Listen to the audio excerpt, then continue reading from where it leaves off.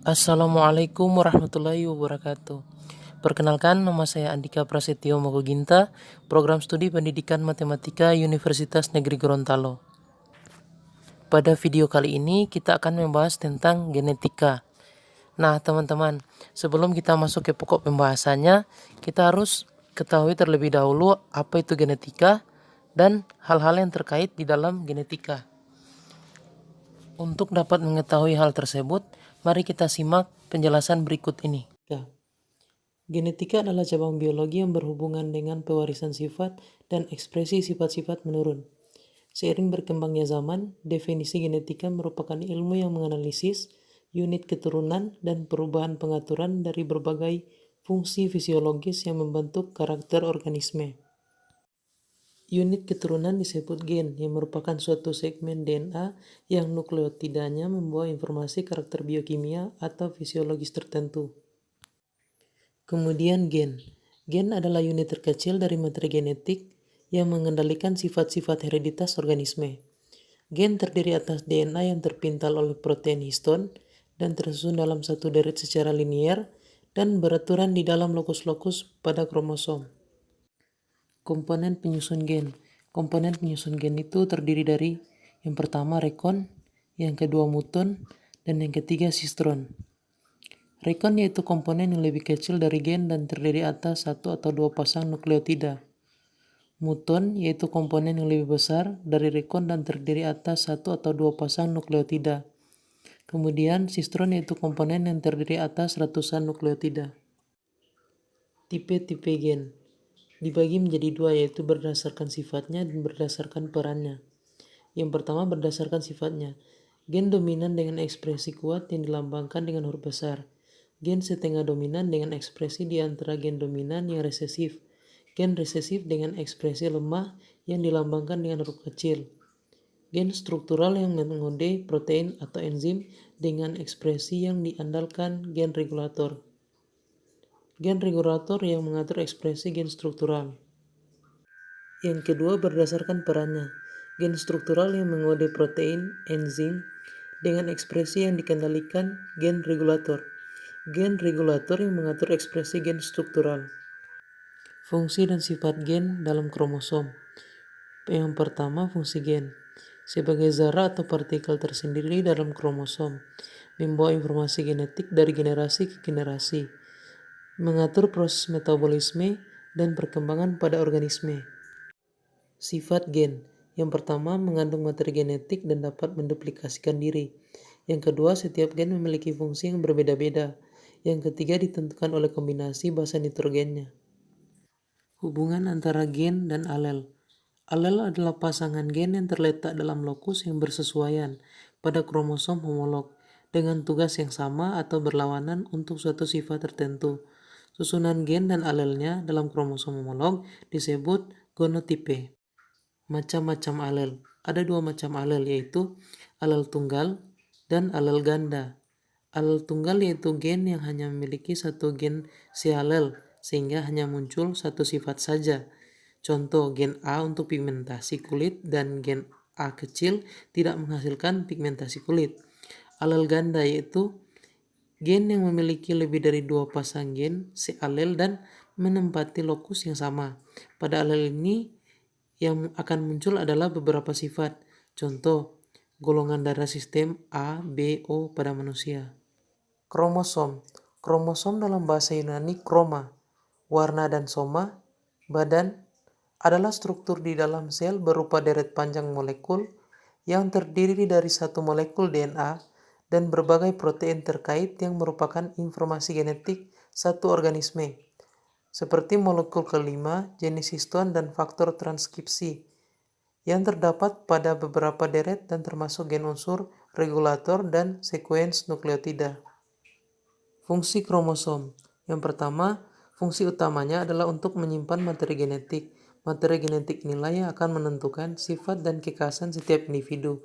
Yang kedua, menentukan jenis kelamin. Yang ketiga, berperan penting dalam proses transkripsi DNA untuk melakukan sintesis protein. Ini dikarenakan kromosomlah yang membawa materi genetik seperti DNA. Yang keempat, berperan dalam proses pembelahan sel dan memastikan masing-masing sel yang telah membelah mendapatkan gen yang sama. Yang kelima, kromosom tubuh, autosom atau A besar, ialah kromosom yang berfungsi mengendalikan sifat-sifat tubuh. Kemudian yang terakhir, kromosom seks atau gonosom, ialah kromosom yang menentukan jenis kelamin. Hukum Mandel 1 dan 2. Yang pertama, hukum Mandel 1. Hukum Mandel 1 dikenal juga dengan hukum segregasi. Hukum ini menyatakan bahwa pada pembentukan gamet kedua gen yang merupakan pasangan akan dipisahkan dalam dua sel anak. Hukum ini berlaku untuk persilangan monohibrid atau persilangan dengan satu sifat beda. Yang kedua, hukum Mandel 2. Hukum Mandel 2 dikenal juga sebagai hukum asortasi atau hukum berpasangan secara bebas. Menurut hukum ini, setiap gen atau sifat dapat berpasangan secara bebas dengan gen atau sifat lain. Meskipun demikian, gen untuk satu sifat tidak berpengaruh pada gen untuk sifat yang lain yang bukan termasuk alelnya. Selanjutnya, DNA dan RNA. Yang pertama, DNA. DNA merupakan asam nukleat yang menyusun gen di dalam inti sel. Selain itu, DNA juga terdapat dalam mitokondria, kloroplas, sentrol, plastid, dan sitoplasma. DNA merupakan materi genetik yang membawa informasi biologis dari setiap makhluk hidup dan beberapa virus. DNA dibawa oleh setiap individu ke turunannya. Berikut adalah gambar dari struktur DNA. Fungsi dari DNA. DNA sebagai materi genetik memiliki beberapa fungsi pada tubuh makhluk hidup. Di antaranya yaitu, yang pertama membawa informasi genetik, yang kedua memiliki peran dalam pewarisan sifat, yang ketiga mengekspresikan informasi genetik, yang keempat menyintesis molekul kimia lain, yang kelima menduplikasikan diri atau bereplikasi. Sifat DNA. Berikut beberapa karakteristik dari DNA yang terdapat dalam makhluk hidup. Yang pertama, jumlah DNA konstan pada setiap jenis sel dan spesies. Yang kedua, kandungan DNA dalam sel bergantung sifat ploide atau jumlah kromosom. Yang ketiga, bentuk DNA pada inti sel eukariotik seperti benang yang tidak bercabang. Yang keempat, bentuk DNA pada sel prokariotik, plastid, dan mitokondria berbentuk sirkuler. Replikasi DNA. Replikasi atau proses menduplikasikan diri ini terjadi saat interfasi sebelum sel membelah dengan tujuan agar sel anakan hasil pembelahan mengandung DNA yang identik dengan DNA sel induk. Kemudian RNA. RNA adalah makromolekul polinukleotida berupa rantai tunggal atau ganda yang tidak berpilin seperti halnya DNA. RNA banyak terdapat pada ribosom atau sitoplasma, dan keberadaannya tidak tetap karena mudah terurai dan harus dibentuk kembali. Berbeda dengan DNA, RNA merupakan rantai tunggal polinukleotida. Tiap ribonukleotida terdiri dari 3 gugus molekul, yaitu gula 5 karbon, gugus fosfat, membentuk punggung RNA bersama ribosa, basa nitrogen, yang terdiri dari basa purin yang sama dengan DNA, sedangkan basa pirimidin berbeda, yaitu sitosin dan urasil, dan gugus fosfat. Fungsi dari RNA. RNA berperan dalam proses sintesis protein di dalam sel, akan tetapi pada beberapa jenis virus, RNA berperan seperti DNA untuk membawa informasi genetik. Selanjutnya, macam-macam RNA. Yang pertama, RNA genetik, yang kedua, RNA non-genetik, yang ketiga RNA duta, yang keempat RNA pemindah, dan yang terakhir RNA ribosom. RNA genetik yaitu RNA yang berperan seperti DNA dalam membawa informasi genetik. RNA tipe ini hanya ada di dalam beberapa jenis virus. RNA non-genetik yaitu RNA yang berperan dalam proses sintesis protein.